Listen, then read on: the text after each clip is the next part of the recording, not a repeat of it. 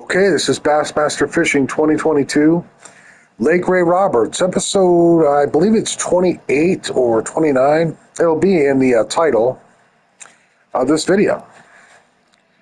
And I found a spot on Ray Roberts that you should know about. Whether or not you compete in the online open, the online tournament, you should know about this spot. It's a spot where the last winner of this tournament fished.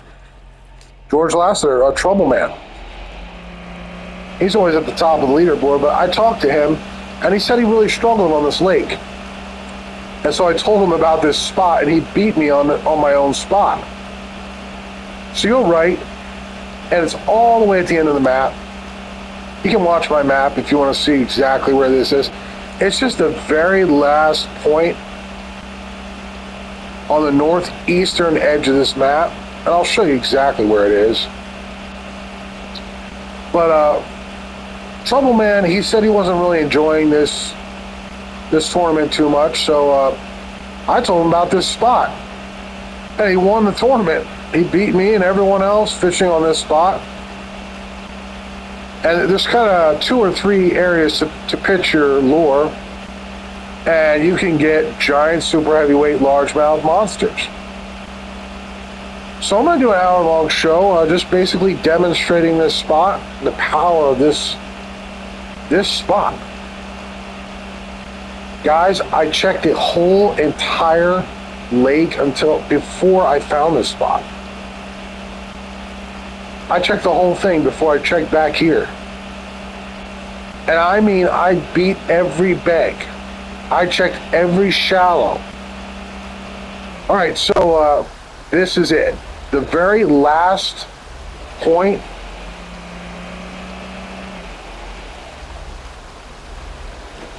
Now, some people fish it like this, okay? And they pitch off that way, and they pitch off that way. But Trouble Man, the way he won this tournament, he came around like this. He's on Xbox, and I saw some of his videos on Xbox. He came around like this. On the left side over here, and he fished it like this. Now, I'm going to use my own lures, guys. He used his own lures like cranks and big swim baits and everything. But I caught a Tarrant right here, right in front of the point. She caught Sabine, the biggest bass in the lake. See where that bubble just went? He caught her right there. So let's begin this episode of the Bassmaster Fishing 2022 TV show on YouTube. And it takes a few minutes for the spot to really heat up. So just bear with me as this spot begins to warm. Now, during the tournament, the online tournament, you need basically for Ray Roberts, you need high 14s, like 1410s, and 15 pounders to win the tournament. So when you catch like a 15 on Ray Roberts, or like a 1410 or a high 14, like a 14.9, anything over like a 14.8, that's an extremely valuable, high scoring 14 pounder. You should feel great about it, because catching a 15 on Ray Roberts, a 15 trophy, that can win you the online tournament. But this is basically how Trouble Man won the online tournament. He got like the equivalent of 5 15 pounders. Every single round, there's a big one.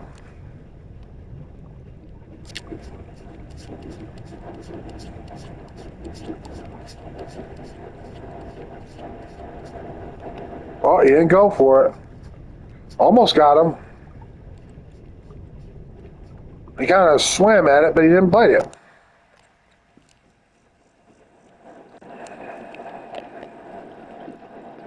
Whoops, I changed my casting stance.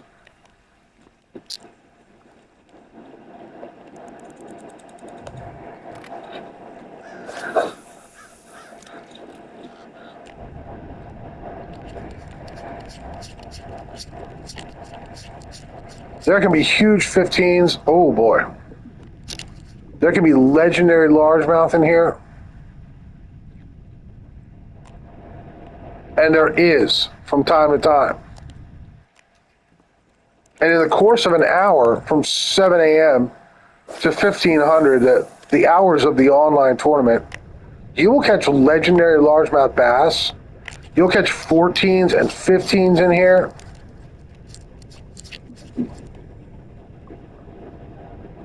Doesn't seem like much right now, does it?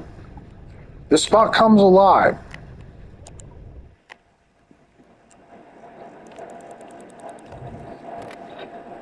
And it's mostly very rich with like largemouth bass.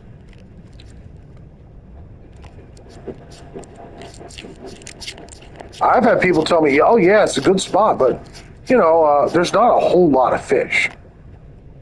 That's because you got to give it a little time. Guys, it's fishing, Give it time to warm up.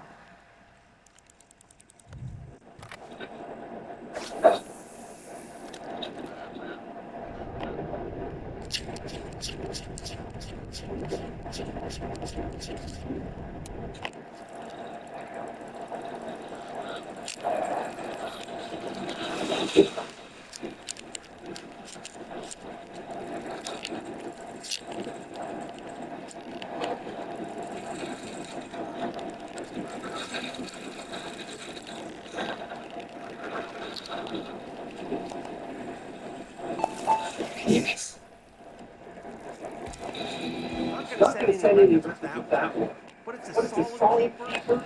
Cha-ching, cha-ching. So I've recently lost almost 50 pounds. I'm going to a weight loss doctor, guys. A weight loss doctor is telling me what I can and what I cannot eat. I lost almost 50 pounds. And I am on the road. I am on the fast track to weight loss city. And to be perfectly honest with you guys, I need to probably lose about another 100. Yes, I'm fat. I'm a fat guy. I know what it's like to be fat. And it ain't easy. It's easy when you're eating the food and you're getting that way, but once you're big, Not going to set any records with it is a long, hard road it's a good, solid keeper. to lose the weight.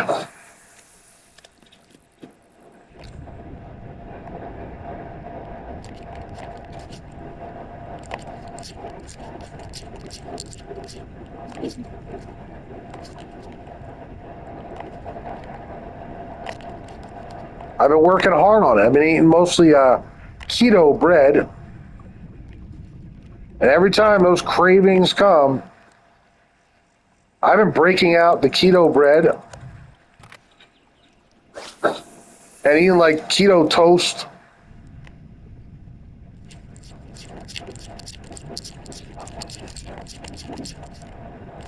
And it's been really helping me. There's a giant in there.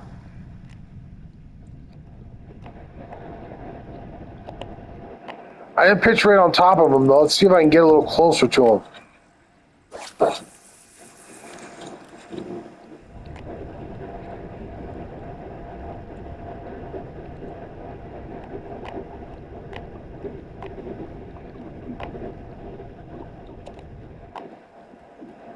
Now they look like they're over here.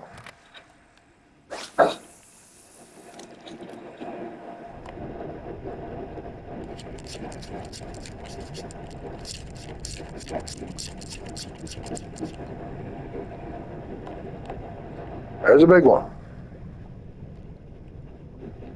He's not paying any attention, though. And I'll change my lure here. If I start having issues like attracting the bass, like I'm having, I'll probably change over to the Jenko swim bait because these are the lures that I trust the most. The tremor shad and the Jenko swim bait for the giant bass. The problem with using anything but the biggest bass lures is that you attract many smaller bass with the smaller lures, and they can get in the way of you catching, one of the more giant-sized It's a trophies. good, solid keeper. That's why I always prefer the Tremor Shad or the Jenko swim bait or one of the bigger presentations. It cancels out the smaller bass. And the smaller bass will not get in your way as much.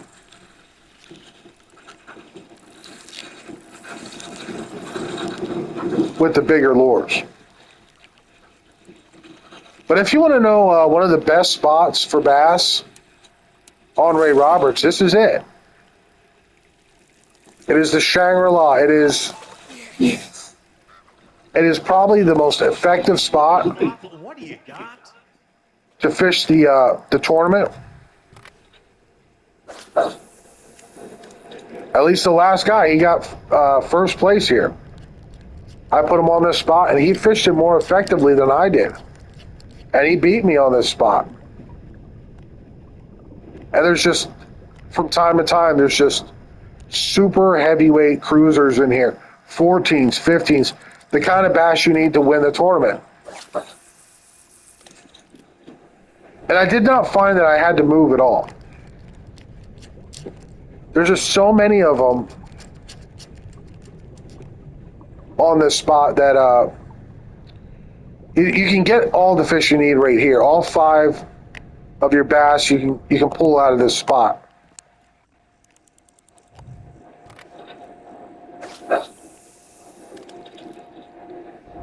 And this is the way I fish it. Now, Trouble Man did beat me. Oh, 2 super heavyweight cruisers. I got a little one instead.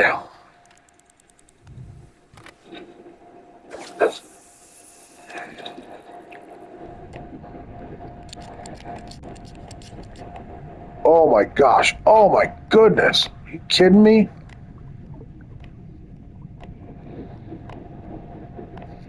And you can see they can be like right in the middle of this left side position here. Now I'm just having trouble with this drop shot. So sometimes you use the drop shot, sometimes, to reach some of the deeper bass. And sometimes they are very deep. The drop shot is probably the single most effective. Oh, brother. I hate when, you try to cast, medium cast, and it goes way off to the left. So I'm going to have to straight pitch in here.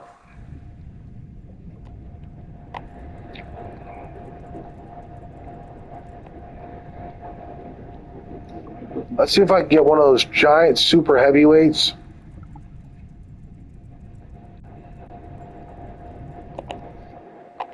Well, the gar almost went for it.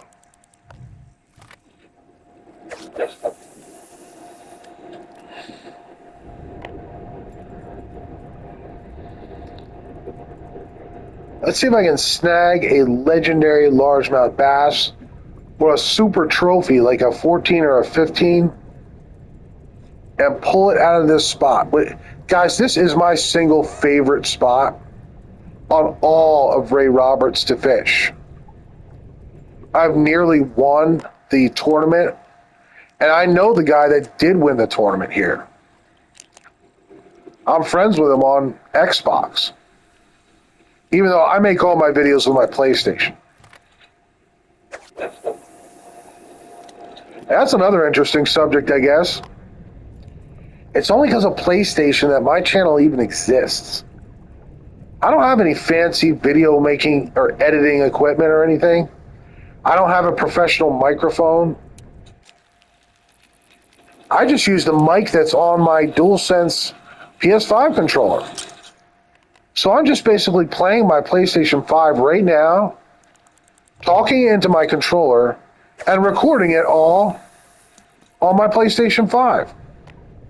And then I just share it with YouTube. And it's only because PlayStation allows you to share to YouTube, and their controller comes with a built-in microphone, that my channel even exists. I can't do this on Xbox.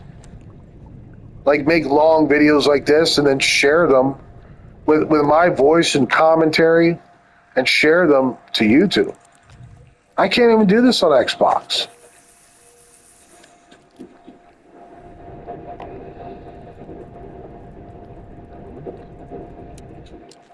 But I started making videos back in 2023, but I only made a few.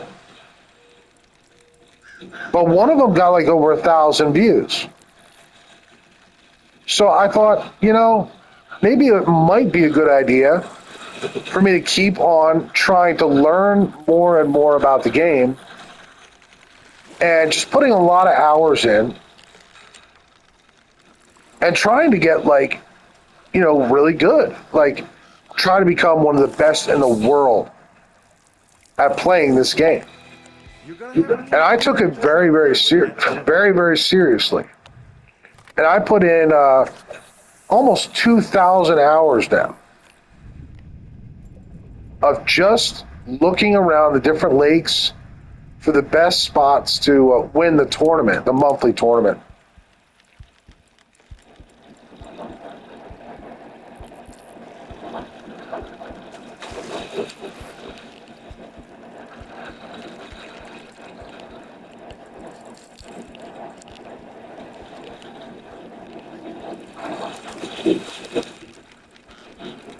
That was 2,000 hours ago that I first started playing Chickamauga, that I bought Bassmaster Fishing, and I started to fish on Lake Chickamauga. It was the first lake that I just decided I was going to enjoy. Ladies and gentlemen, we have found Bassillo. And I was going to try to learn. And then the next lake I fished was Sabine River. And I still was not very good. Until I put in like over 1,500 hours and studied like every single lake.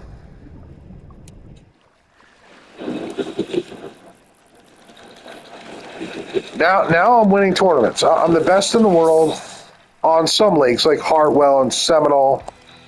Not going to set any records with that one. But it's I got third place on Hamilton. Cha-ching. I think it was third place here on Ray Roberts.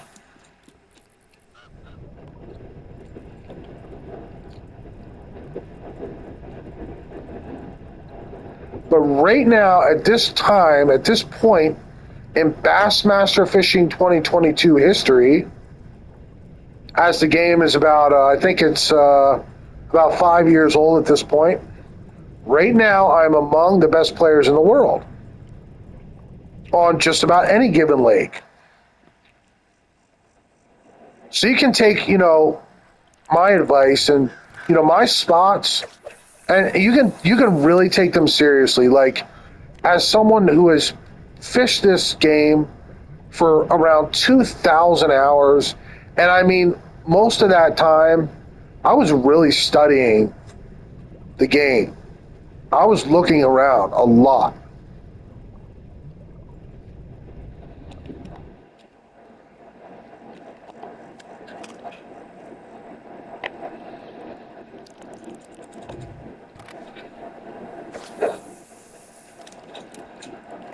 When I first started playing, man, I was just trying to catch a legendary fish, But as I kept playing, I really wanted to win the online open.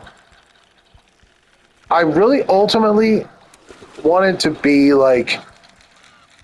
in the top best players in the whole world.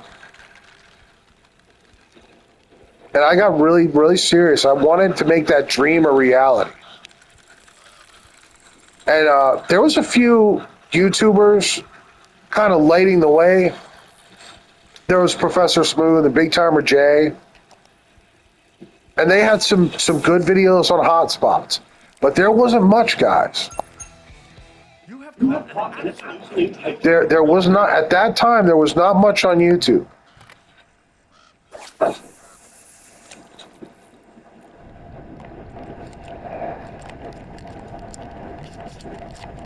And I had to kind of learn a lot on my own. I had to kind of create the YouTube channel that I always wish was on YouTube when I started, you know. A YouTube channel that where someone had put a lot of time in and learned a lot of the best secrets about the game and was willing to share them, you know. Like how I learned how to play Fishing Planet. When I was playing that game a lot, I would always go to Krellick OG's channel on YouTube, and he would show like how he was winning all these tournaments. Check out the green beast from beneath. If you do play Fishing Planet and you want to compete in the sport mode, I do suggest Krellick OG, Krellic OG, the Skunkadelic streamer. That guy's got probably the best videos in the world on that game and how to win those tournaments.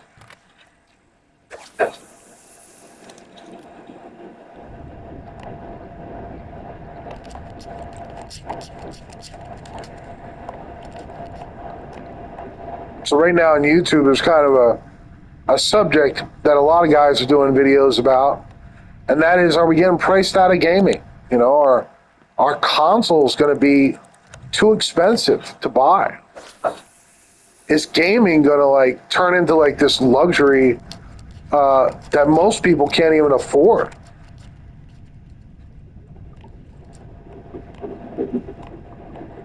I tend to think not. I tend to think, you know, these companies that make these game systems, they're never going to make their consoles so expensive that the average person will not be able to afford it. Because, you know, the more consoles that they sell, the more money they're going to make. Multiplayer is like a big thing these days in all of gaming, in the gaming world, in the gaming industry. Multiplayer.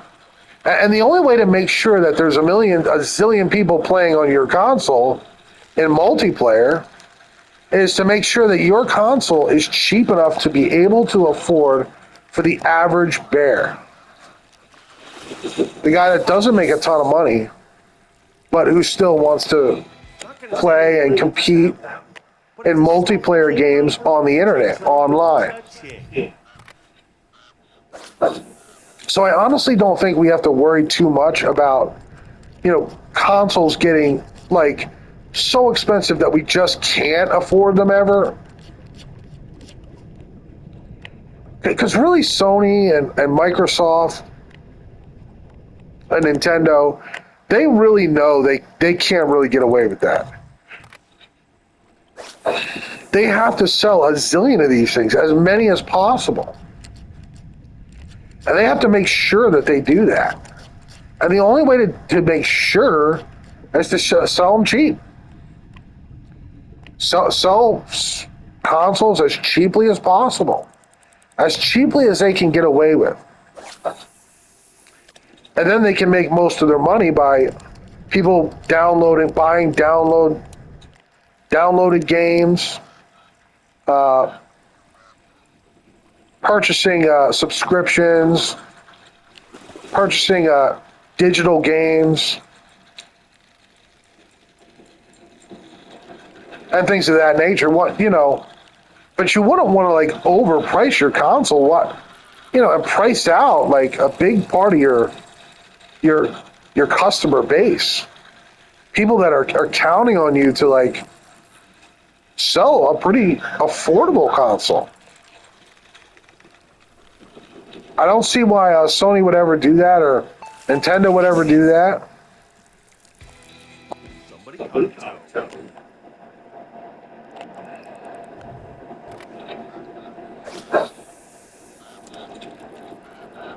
So, yeah, I don't think we have too much to worry about things getting like so expensive that the average person cannot afford it.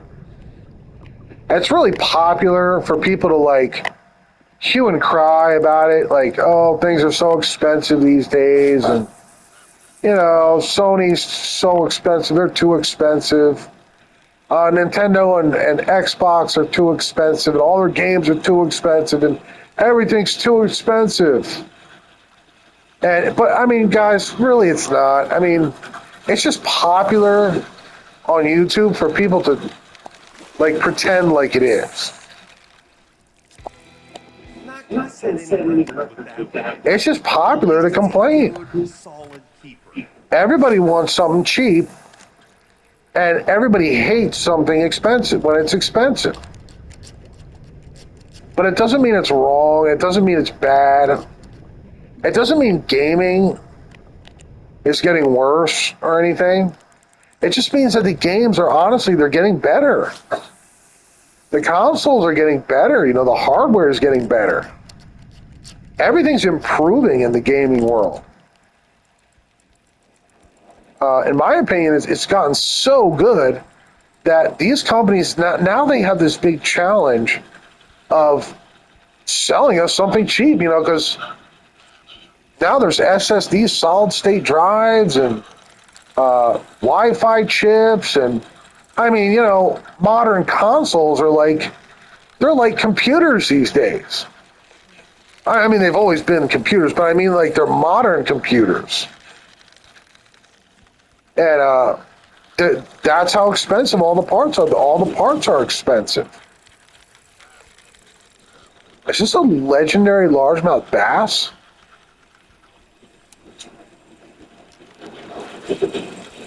No, it's big though. Wow, it's huge. This is my, wait, I can't really tell. Yeah, I think this is a giant.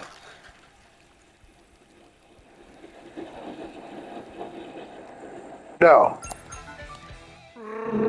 He fooled me that one. But mostly Trouble Man pitched over here when he won the Ray Roberts Online Open. He was not in front of the point. He was like over here. I saw his video where he caught Sabine right in the middle of the Online Open. But I mean, I caught Taryn over here on the point too, so I wouldn't neglect this point either.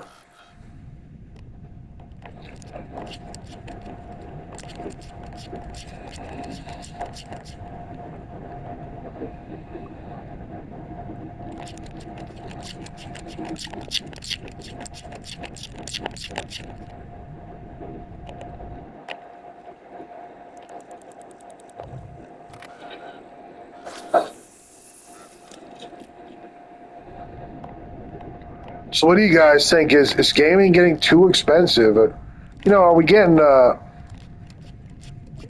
consoles that are just too expensive? My one complaint is that Sony, they make these pro consoles like 5 years after the base model console has come out. So like, I wish like PlayStation, okay? I wish that PlayStation would release the base model console, the basic console, and the Slim and the Pro all at the same time. So that we wouldn't have to go to the trouble of like transferring our data and selling our base model console and taking a loss on the original console and buying the Pro at this like big price and everything. I wish they released all the options at the beginning of the generation, because it's just a huge hassle and it is a loss to have to sell a basic PS5 and pick up the Pro. I mean, you're going to lose like probably over $200 on the console. And then what's the Pro now? I mean, it's over $700. It's like $800 without a disk drive. So I think a disk drive and the Pro would bring it to like $900 or something for the Pro with a disc drive. And what are you going to sell a basic, pristine condition, used PS5 with a disc drive for? Well, probably about 400 to 500, maybe if you're lucky.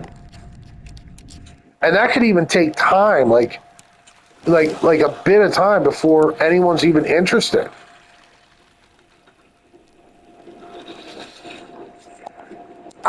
For my part, I kind of wish that they released all these different versions of the PS5 at the same time in the beginning of the generation.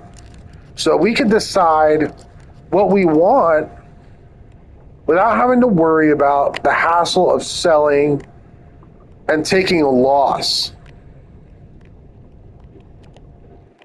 Going to the trouble of listing it on Facebook Marketplace and actually selling it, packing it up for someone else, and transferring all our data to the new console, and going to all that like complication, all that trouble, when it would just be so much more convenient if the Pro was available day one.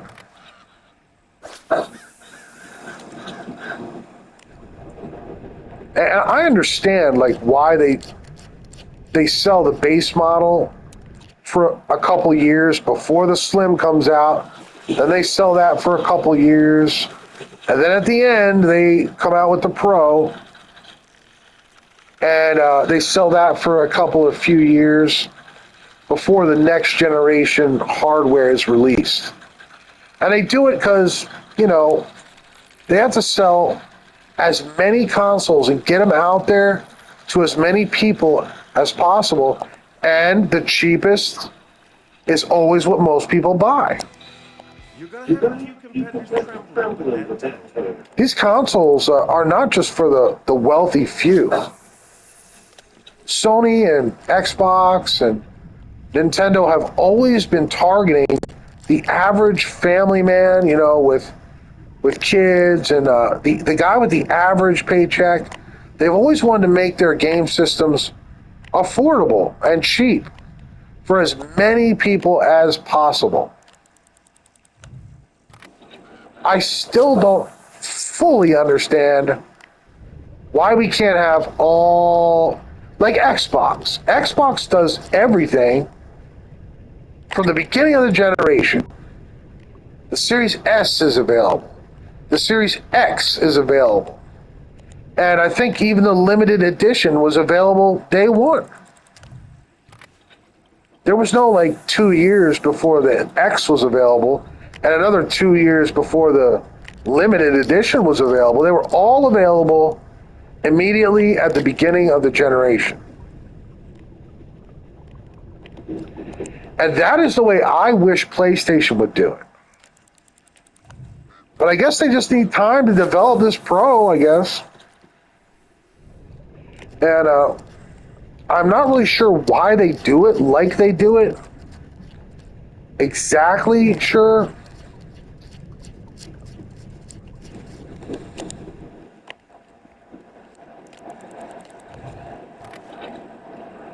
So I'm kind of surprised I haven't caught 114 or 15 yet. Some days are like that. You get that during the tournament too. Some of your attempts, there'll be no giant bass on the best spot in the lake. Certain weather certain temperature, there'll be no giant bass. But that's okay. This is just a show I'm doing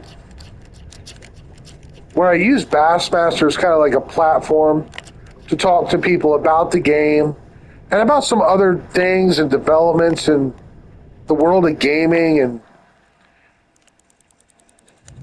it's just a little show, That's all it is. So I don't have to do a competition bag in 1 hour. I don't feel like that's the most important thing. But if you love Ray Roberts or you don't know much about Ray Roberts, This is a spot you really, really need to check out.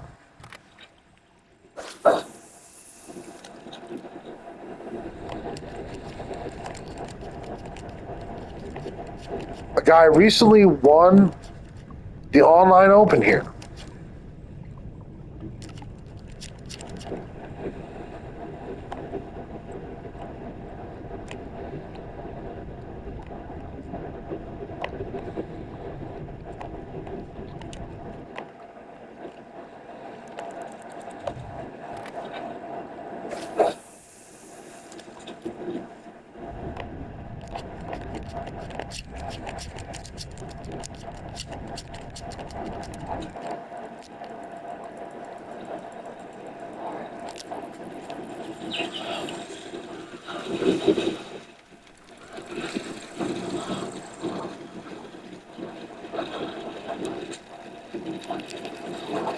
Yeah, no super heavyweights yet.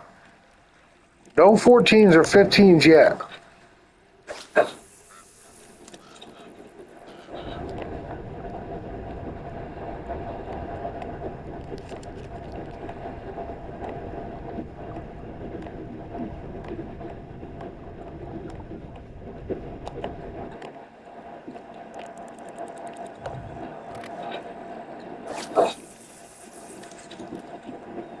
Old Ray Roberts. One of the most unique lakes in this entire game. It's the location of the 2021 Bassmaster Classic. It's the final career mode challenge in the game itself. And it's the most difficult.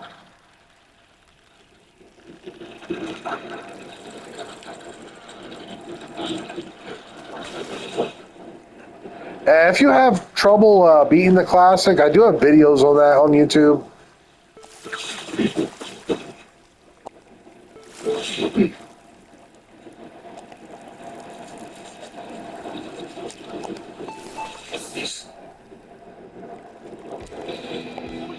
What do you got?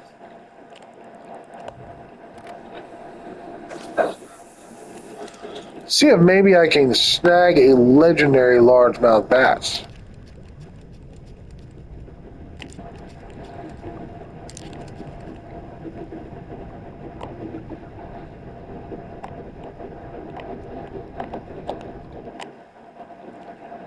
It's a wonderful game.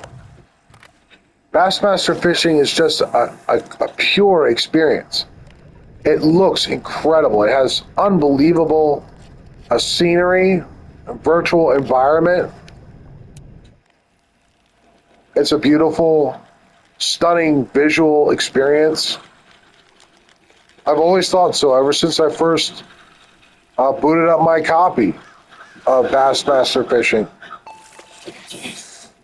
And it's one of the best looking fishing games ever made. I'm not going to set any records with that one, but it's a solid keeper to chudge in. And it has certain bugs and issues, but these days, but it didn't at first. And Dovetail sold the company. The old ownership sold. Now Dovetail is owned by completely new people. And they only gave it a few updates before they sold. And now the new owners, they want nothing to do with this game. So it has bugs and quirks, and it's very imperfect. It has all kinds of problems, really, honestly. But it's still, in my opinion, one of the funnest and most interesting and most beautiful fishing games ever made, even with all the problems.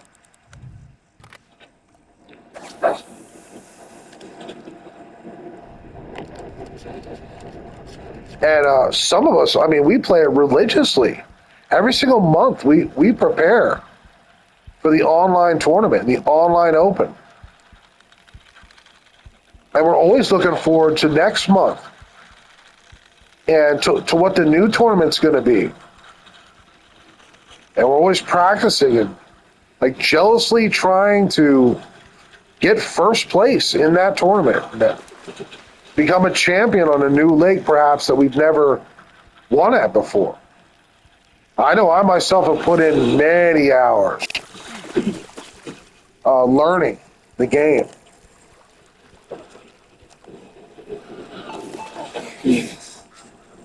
And I still can't beat some of these guys on their lake.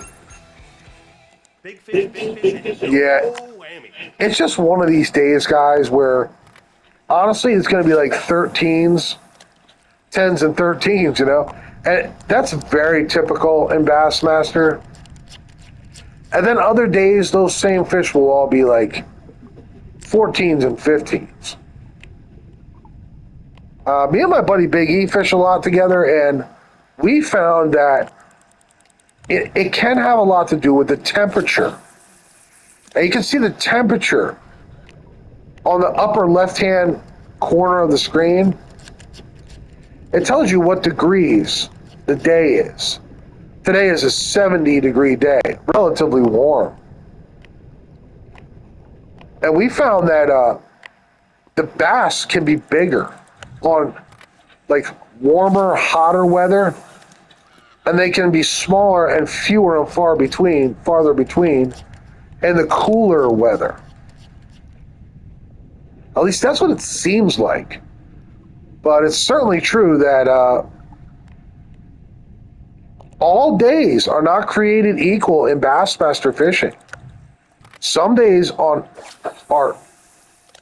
very scant, a very small bass, and yet on the same spot on other days, there'll be giant, super heavyweight, maxed out trophies, all on the same spot on different days. That's Bassmaster. It's not always the most predictable game. And I think the devs wanted it to be like that.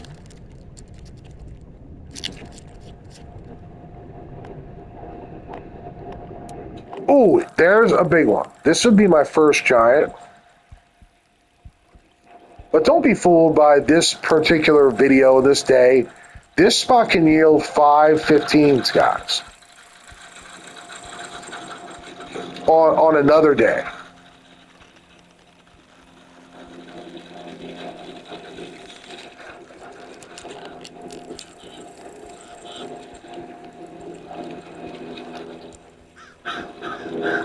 This is an exceptionally effective spot here for getting the equivalent of 5 15s in 1 hour,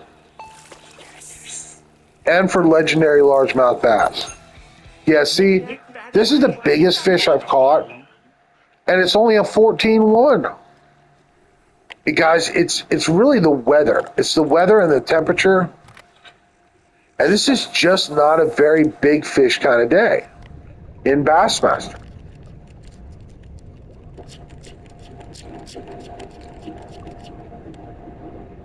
A good fish, but not like as good as this lake is capable of producing. Really, a great bass for the tournament would be like a 14-8 or better. There's one. This is a real lunker. He's a heavy boy.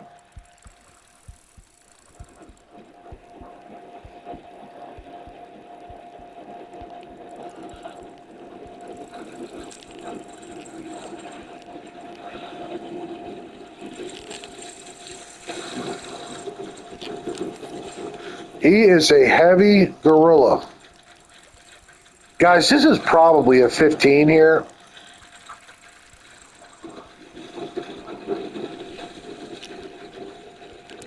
He's a beast, an absolute beast. I'm going to call him Big Beastie.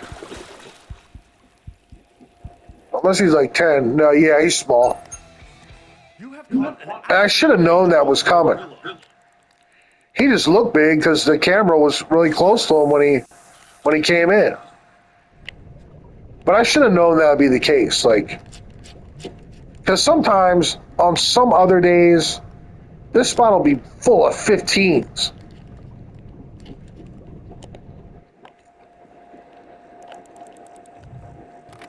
And I've already caught a few 12s and 13s, so I knew it was not one of those 15-pounder days here.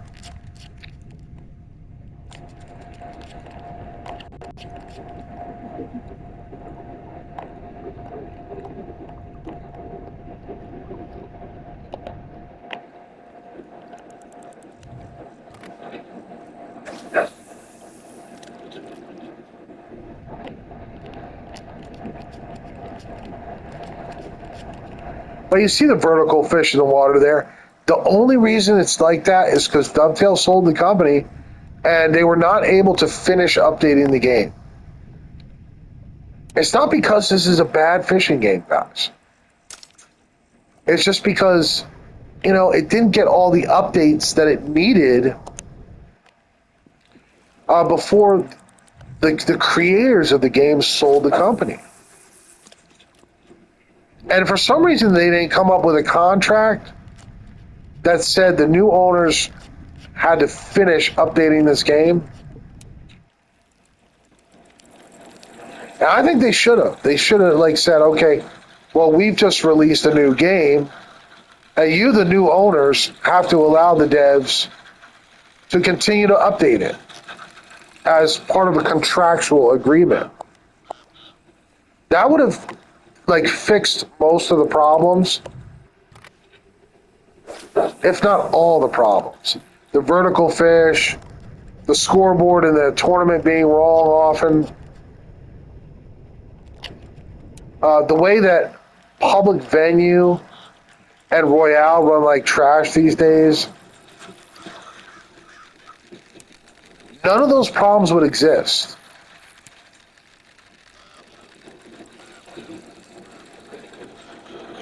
If a contract was made that said the devs could continue to perfect and update this game, as I believe they should have. The old owners just kind of took the money and just ran, Not gonna set any record. They had dollar bills in their eyes, man, and It's a good, solid. they just, they dropped their company. Someone came in and gave them a big offer, and they dropped it like a hot potato.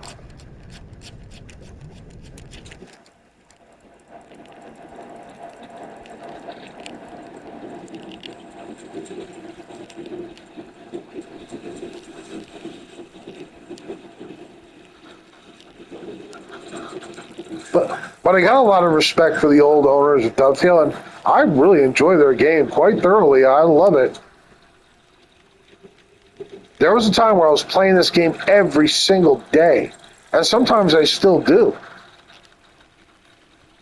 But I mean, when you've got almost 2,000 hours in a game, you start playing other things a little bit too, And I played about 6 months straight, or almost 6 months, of Call of Duty Black Ops 6 and Call of Duty Black Ops 7. Another 12, guys. Now, see, this just proves my point. Another 12. That's like the fifth or sixth 12. And some days they're all 14s and 15s. So don't be deceived by this video where it looks like, oh, there's nothing but 12s here. There is.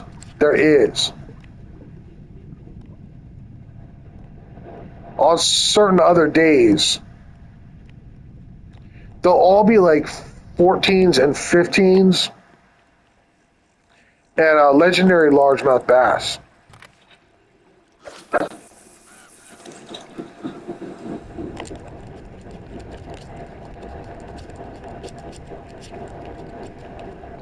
It's well worth your time to give this a shot and to really take this spot seriously. Trouble Man did get first place fishing here in the online tournament. I mean, he maxed out his bag here. In 1 hour, he caught the equivalent of like 5 15-pound largemouth bass. That's just unbelievable. That's like unheard of on Ray Roberts. And he did that like every round. At least one attempt out of his 3 attempts per round, he did that.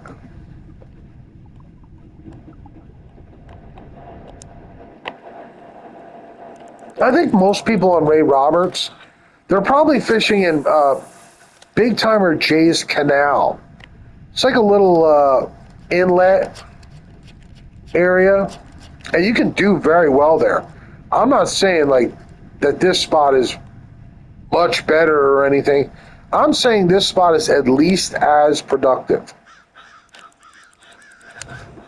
And the first place finisher of the last tournament did fish here on these very positions.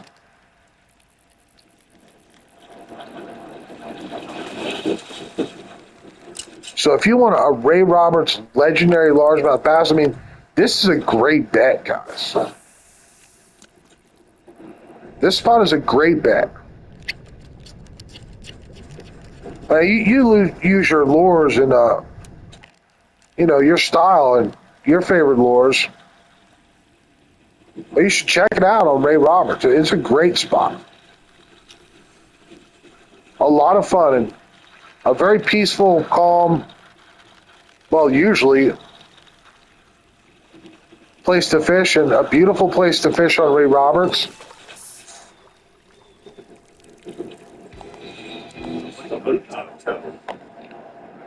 And so far, I know Trouble Man caught Sabine over here, and I caught Tarrant over here, and we caught both of those fish right in the smack dab in the middle of the online open.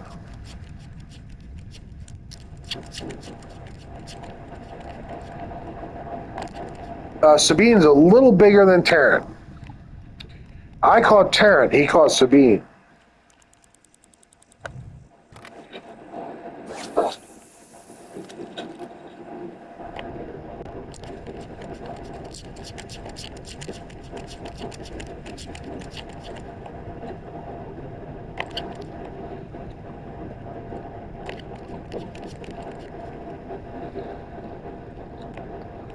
Well, guys, I think I'm going to end the episode a little early. That's what I wanted to show you. This spot here. I found this spot and I made quite a few videos about it, guys. So I'm sure you've probably seen videos like this before of me fishing here on Lake Ray Roberts. But, give some practice time and see if you don't like it yourself. If you're not going to use a drop shot, I would honestly recommend like at least a 1/4 ounce jig head or Ned rig. Because like some of the fish can be a little on the deeper side. I mean, not too deep, but like a slightly heavier jig head, like a 1/4. I don't know about a half. I don't think a half would be that great, but probably around a 1/4 or something that dives like a good deep diving crank would be ideal on this position. But thanks for watching this episode. Check it out. I think you'll enjoy it. I think you'll like it. Have a good one. Bye-bye.